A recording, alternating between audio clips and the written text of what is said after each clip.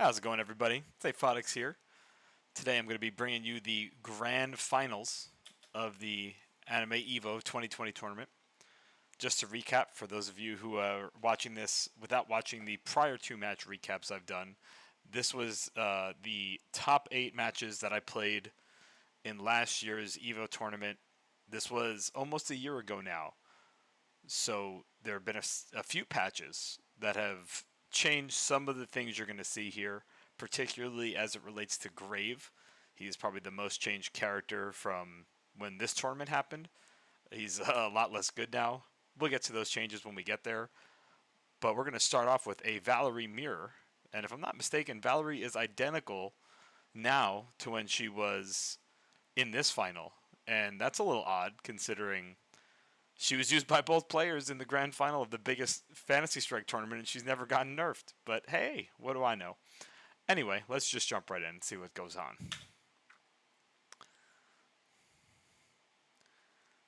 Alright, so on the ground, the Valerie mirror is dictated by your two basic moves that Valerie always uses on the ground, which are forward A and forward B.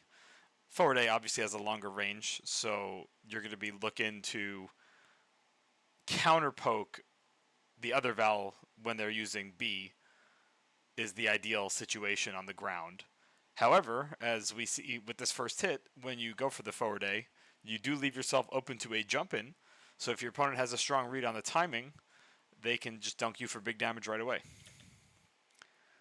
That's exactly what happens here. So CWheezy goes for a neutral yellow to end the Rekka hits. It leaves him at minus, which is not ideal, and I would more think that that's a standard thing to do when the Rekkas were blocked to confirm your point of chip. As we'll see a little bit later in this match, if you try to do Rainbow to confirm that 1 point of chip damage, you can get knocked out by neutral A, whereas the yellow can't really be stopped except by super. So I think in that situation, yellow makes a lot of sense, but when your Rekka's hit, it's a little more unusual. And here it causes me to get the initiative. Right there you saw the Rekkas into Rainbow. What in that situation, I actually also didn't need to confirm a chip, so it probably would have just been better to back off, but I didn't.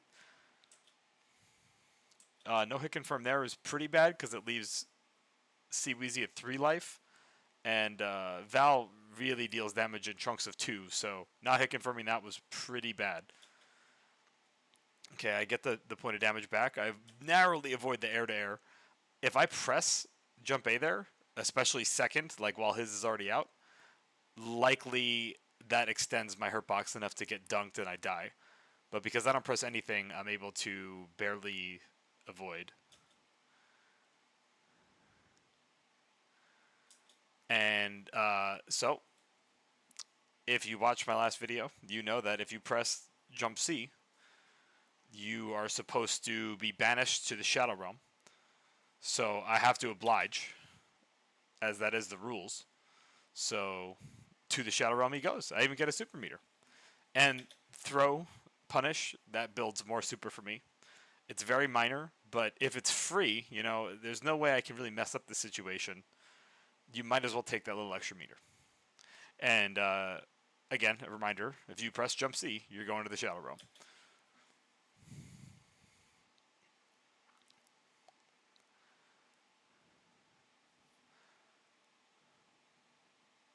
Crazy whiff city there, but one thing that's worth noting is sometimes you can actually hit cross up jump A or wrong way jump A in general, because when she slashes this, like the arc goes actually in both directions, in front and behind her.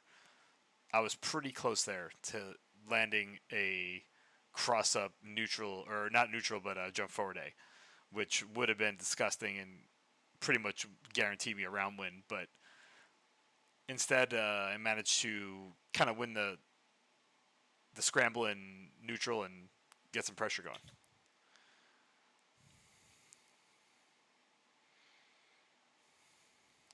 Big whiffs all around. We're both playing very passive here, trying to bait out a super. Ooh, I get counter hit. So yeah, if you hit confirm, if you see the counter hit, you should hit confirm it to yellow, because it's at that point it's going to combo from the magenta.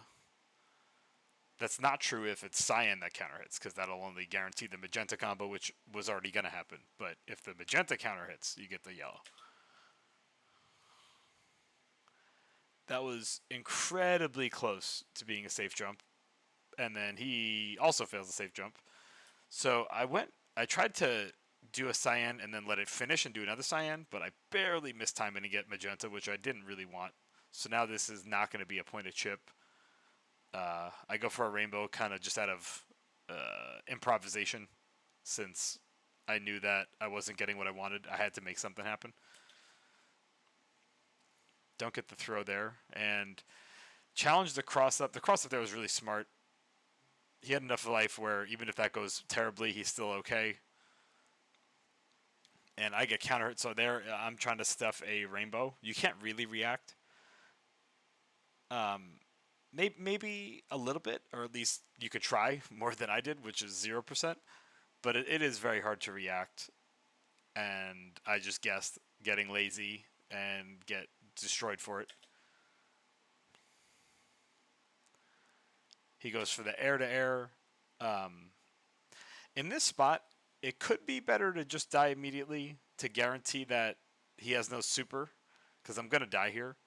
However, I think maybe there's some minute chance I barely get out of range of this with the zip. So I figure I might as well try something over nothing, because if I die while the disc is on screen at all, he won't build any super. So I'm not too worried about that. And yeah, not quite.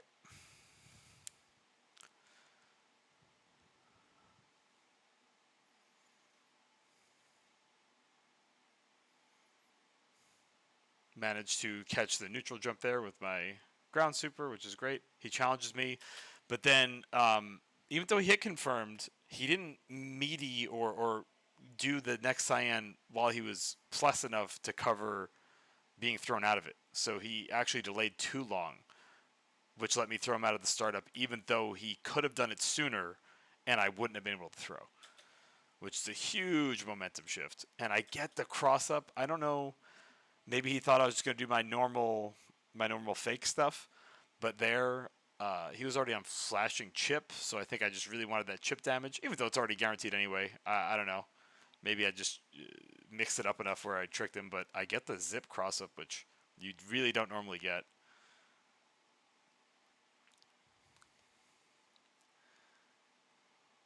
And again, I throw him out of sight. He's just being a little too greedy. And he just takes it in the face and then just, oh man. So there's really no reason to get hit by that disc.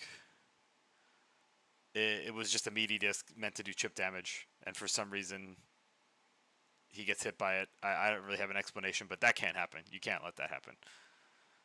And then goes for a desperation reversal chromatic orb, which I guess I was lucky to dodge it. I don't know. It was all just kind of weird, but we take those. We sure do.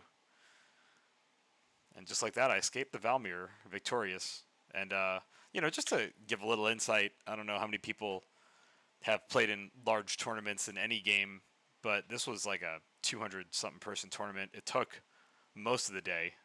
I took off work just to participate. I'm in grand finals, and I just won a Valmir that I didn't expect to play.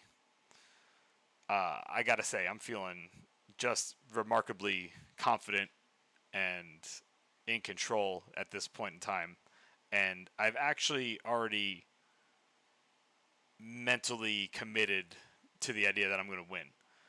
And the reason I mention that is I think a lot of players who have the ability to win, call it visualization, call it just confidence, call it whatever you want. But I think a lot of them somewhere subconsciously don't really think they either deserve it or can do it, or that it's going to work out for them, or somehow it's going to go wrong, or whatever kind of mental sabotage that people do. And I gotta say, I think if you're going to enter a tournament that you have any intention of winning or that you would hope to win, you need to think about when you're in finals or when you're in winners finals or whenever you're doing as well as you hoped you were doing. You got to think about that and say, okay, but I still want to win and I still want to be the best person today, and I don't care who I'm playing against. And there's a million people that have said this before, and probably anyone watching this video has read "Playing to Win" by Serlin himself, and all that stuff is completely true. It's really important to have a winning mindset, whatever that is for you. It can be unique for each person, but you need to have a winning mindset. Otherwise, it doesn't matter how good you are. It doesn't matter how much you practice or how much you know.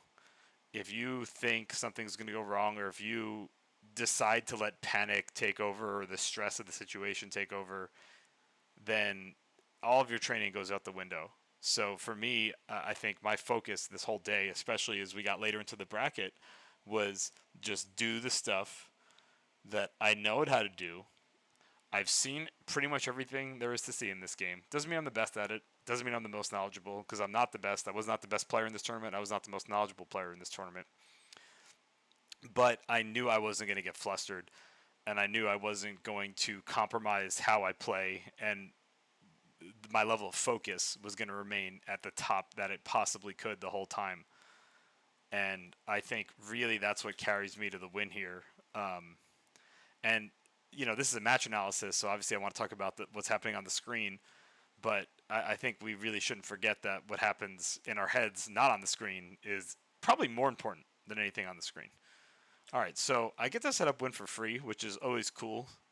Geiger versus Grave is tough. If he scouts out that you're just going for a win, he might be able to just walk up and forward A you, which sucks, because every point of damage matters. This is very much an incremental matchup compared to some other matches where it's more bursty. This is really a game of inches, so you always want to make sure when you get the wind up that you're not landing on a gear or that you're going to get forward aid or supered. Managed to get him to the corner, which you should with wind. Working on chip. I get a really good jump in there, and I get the slow fireball anti-air, which is actually kind of hard. It's really not great to throw many slow fireballs against Geiger because he has a lot of ways to abuse them, whether it's super, which he doesn't have right now, or just doing a delayed drop gear, waiting for it to dissipate. And if I don't have super, there's no good anti-air at that point.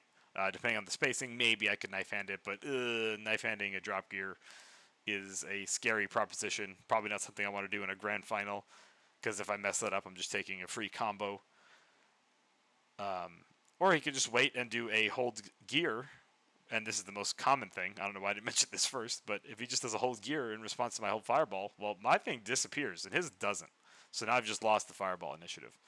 So that sucks. So I managed to get an anti-air with one, but I shouldn't do that too often. And now I'm knocked down, and we'll see how I can work my way out of this situation after he hit a really nice anti-air flash gear. So I build up super, so I'm just going to use that right away. And oh my gosh, it was so weird to me. I remember this play. So I safe jump that. I literally walk forward into the flash gear.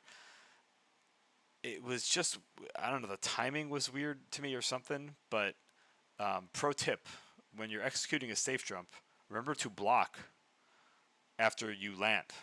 Otherwise, your safe jump may not be so safe.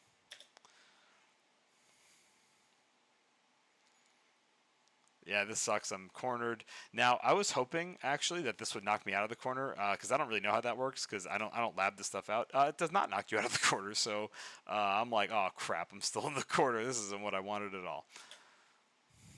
And yeah, that was not a cross up. Thought it would be a cross up. It was not, so I die. Right above Graves' head, very hard to anti-air.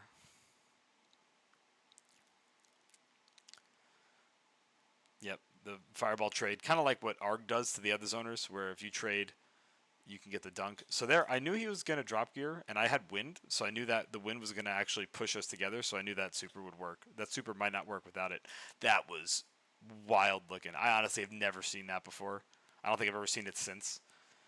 That was some shit. I think Geiger in this freeze frame is looking around like, did anyone see that bullshit? No? Okay, good. We'll keep playing then. Get the block that time, but this still sucks. Yep. Yep. We finally get counter hit. And the neutral A is kind of a swag move, kind of a power move there. Could add other options, but neutral A was perfectly sufficient. Yeah, so here I get, I think I get dunked. Maybe I get out of this. It's kind of close. Okay, now I barely get dunked. So normally it's awesome if you can freeze Geiger's gear with the wind, which is part of why I wanted to do it. However, I have super and he doesn't, and then because of the way this situation ended up and where the screen is and where the gear is on the screen, this ends up actually super sucking for me, and I quickly realized this is not good. But luckily I beat the anti-air, starting to get some pressure. Good block. Yeah, he has no super there, so I can... Oh, yeah, that was... Okay.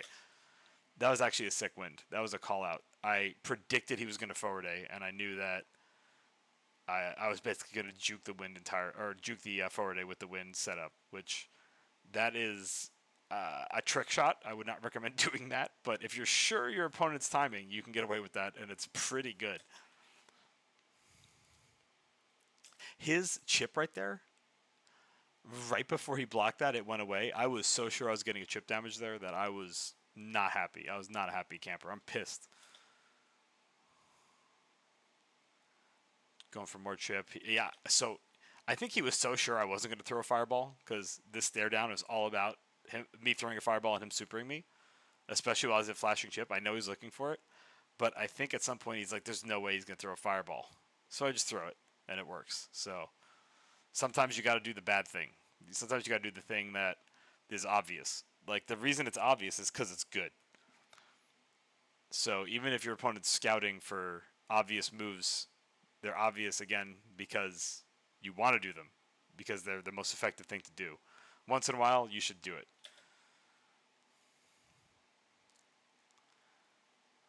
And, yeah, so he was playing extra conservative there, so I just start taking big risks.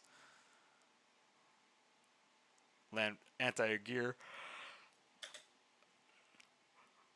From that weird little scramble situation, I was probably a pixel out of throw range, and he was not Yomi countering, so I would have gotten that throw.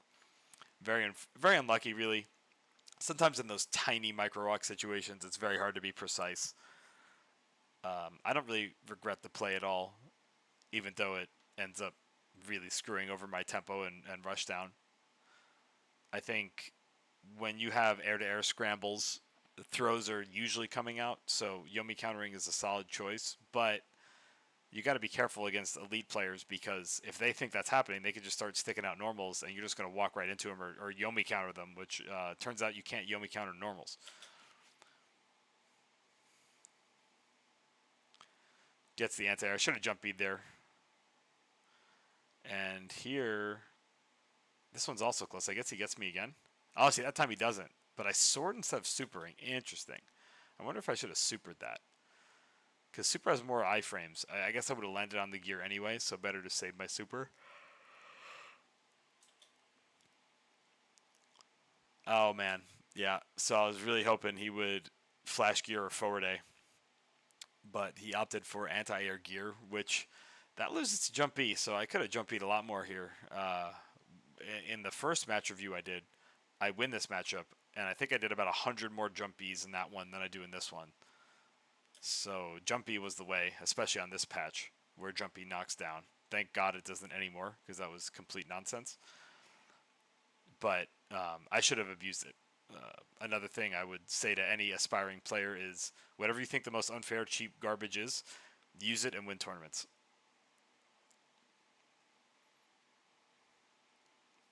Okay, so he kind of froze me there. I was not expecting him to just do such a ridiculous play, like just open the round with wind. Again, that's kind of like one of those weird look things where, hey, you know, if you can get away with it, you get away with it. But it's such a bad play, even though I wasn't ready for it and I don't outright punish it, I still get the initiative off of it. It's just really not a move you can do. So I end up getting a throw here. Completely negate the wind. He gets a good knife hand into a good throw. That's all real, very real. Oh, doesn't hit confirm, which is a huge deal. I would have been dead. Really good neutral jump. And yeah, just another anti-air. I didn't really mix up my approach enough, or my timing, or maybe I need to play a little more conservatively, or maybe even throw a kunai. If you just jump at Grave, he can deal with it. It's not easy, but he can, and this is kind of proving how to deal with that. If you just run at him full steam ahead without trying to be a little more thoughtful. Get a hit there, but yeah, that was just bad. That was actually trying to be micro walk into neutral A into super, but instead I get the forward A. Call it nerves or just mixed execution, whatever you want, but that really cost me.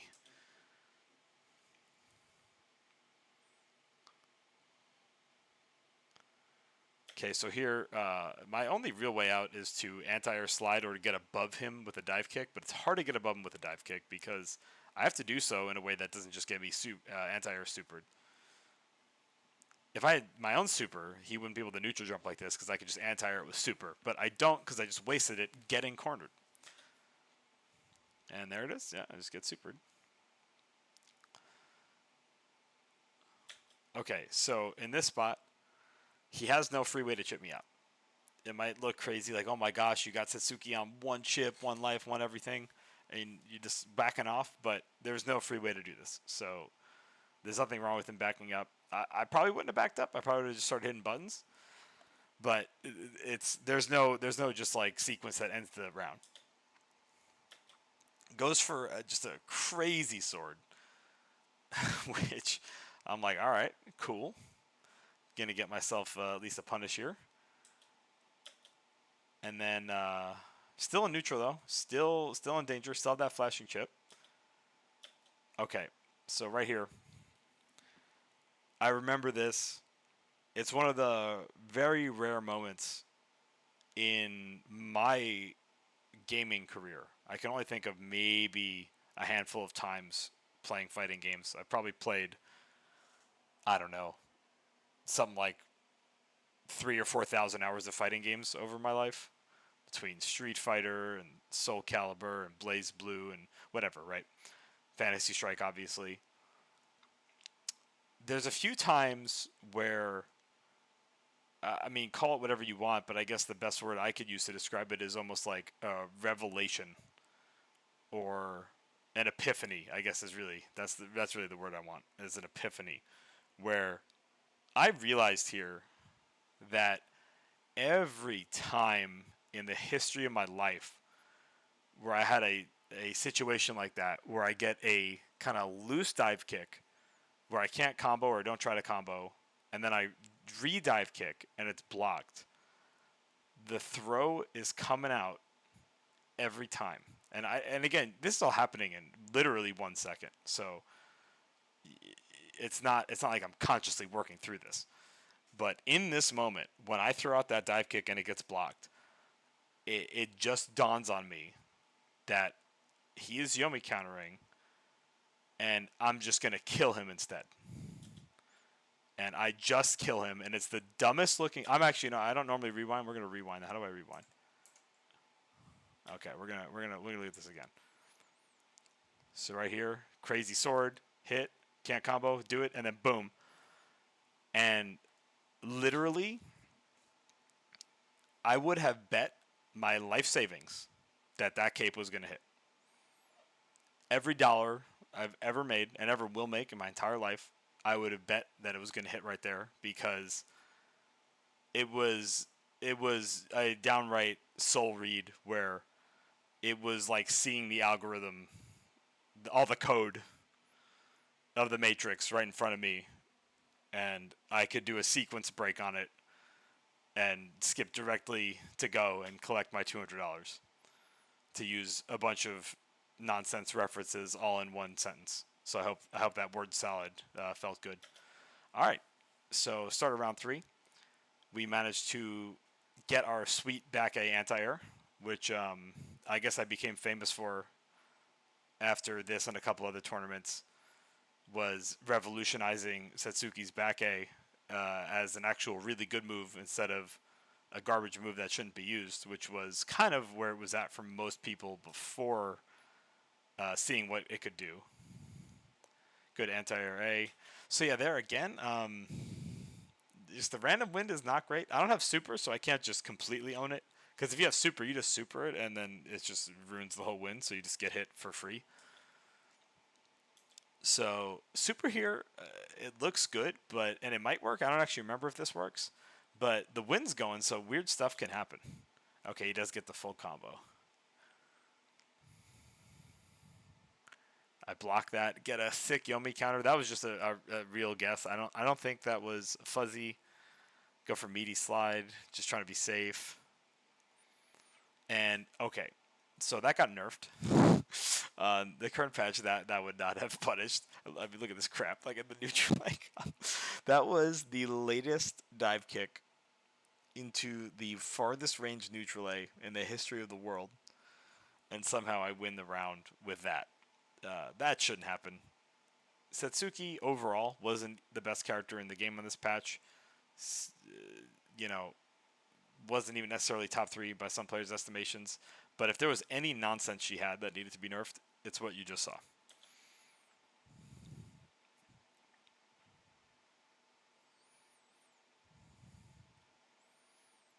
Oh, I miss the timing just a little bit. You want to be a little farther out or start it a little later, so that it really is only just entering Graves' vicinity as he's gonna land. Good air to air by Grave, and yeah, that one was just a bad fireball. You really just shouldn't throw fireballs, man. It's not good. I think in the last video against CWheezy, I dunk a bunch of fireballs, and in this one, I dunk a bunch of fireballs.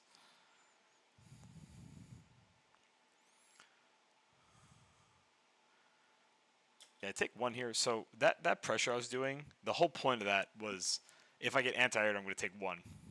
And if I don't get anti-aired, then I'm potentially opening him up and I'll win the game with a combo. So this is all kind of part of the plan here. That wasn't part of the plan. That was get the good block. And yeah, no. Like just complete madness. Just absolutely not. No way. One life and you're going to set up wind against Satsuki. No, you're not. No explanation for that one, honestly. That was just a huge error.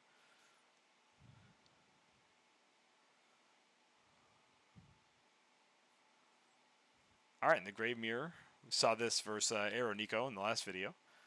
So again, just open wind every round. Very unusual. I'm not really sure what the plan was, but I'll take a free point of damage. See here, I don't get. Oh my gosh, dude, Jumpy is just it's just so dumb, man. I'm so glad they nerfed this move. Like, you just can't do anything. You can't anti-air. You can't. Just jump and win, man. Oh my gosh, it was so bad.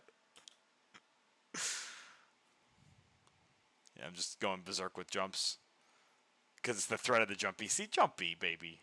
A good block, but I get the throw anyway. Yeah, grave on grave violence. It's very brutal. Good Yomi counter. This time, though, he doesn't defend. So the first time, he was close enough where I couldn't actually counter wind, but here I can. I'm still going to have to land and take this fireball, but my wind will outlast his. So this is good for me. Yeah, see, I get the advantage there. Luckily, he gets out of it. Oh, he goes for jump E, but oh, okay. So some of you might not have seen this before, but if you land on a fireball like this, you get dunked into a combo. Just very lucky that he just kind of missed his execution or didn't move correctly. But converting on that's really important. And yeah, jump B, baby. Oh, huge. These throw whiffs are not good. They're not in range. I don't really know what he's trying to find. It's not working out, though. Oh, I get the sweep? Disgusting. He's going for pressure of his own, and I just get a counter hit neutral A. I don't really know what he was going for, but it's looking real good. I'd like to point out this is EVO Grand Finals, and I am up 2 rounds on match point while my opponent has 0 round wins. This is quite the sensation. I gotta tell you, if anyone's watching this, I'm assuming it's because you are at least interested in winning, or maybe aspire to be a better player. I'm gonna tell you right now, it's one of the most fun things to work hard, earn some self-respect, knowing that you can do it, and then to actually put it into action on a big stage and deliver is a moment you'll never forget. So if you're thinking about putting in the effort for this game or whatever other game or really any activity, you should do it and do it well. And you'll be glad you did at the end of the day.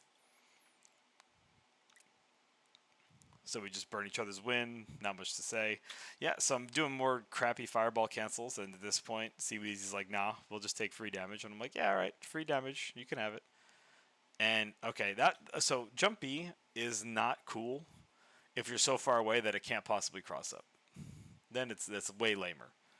Then their anti-airs just work.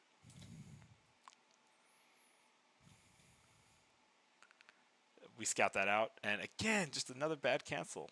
It just shouldn't happen. But I get the wind. He does crazy backwind. Oh gosh, I think he realized when he jumped that his jump was bad. So to try to bail out, he backwinded. But I mean, there's a reason why backwind's not a move that anyone ever uses because it's not good. Yeah, this is just so uncomfortable. This pressure is just so annoying to deal with. And yeah, this is going to be a whiff punish just barely in time. Like, barely, but it is in time. And I'm one hit. Just going big. Yeah, he gets the counter super, but he doesn't get two, which is really important. Block, and then he just throws it away. Kind of the ultimate anticlimactic ending, but boom, we take those. If you manage to make it through all three of these match reviews, then kudos to you because these took a long time to get through. So never mind how much my voice hurts. Just what you did in getting through this, watching this, is incredible. And I'm now incoherent. It is almost 3 in the morning, and I should be asleep. But instead, I'm talking about matches from a year ago. So I appreciate y'all. You guys have a great night. And hopefully, the next time I do one of these, it'll be something new. And hopefully, it's a good result for me. But if not, then we can still talk about it anyway and talk about why it all went to hell. Thanks. Take care.